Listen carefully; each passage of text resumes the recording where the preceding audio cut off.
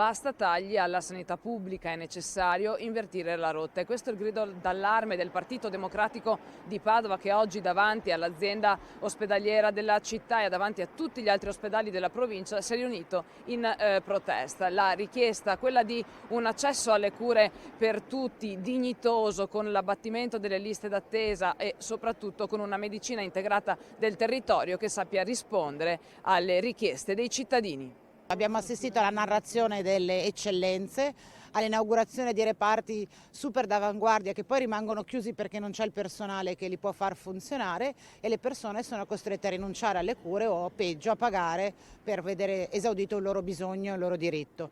È necessario rimettere la salute delle persone al centro della nostra discussione, affrontare in maniera seria il tema delle liste d'attesa per ridurle significativamente. Non ci sono medici disposti a lavorare nel sistema sanitario regionale e questo dipende da retribuzioni insufficienti, da condizioni di lavoro proibitive, quando non addirittura pericolose, come dimostrano e testimoniano le tante aggressioni al personale medico. Una città di Padova che sulla salute ha fatto in un qualche modo la sua fortuna e la sua storia, con la grande importanza dell'università e con tutte le infrastrutture anche eccellenti che ci sono, ma la richiesta è quella di tradurre tutte queste eccellenze anche in servizi per i cittadini.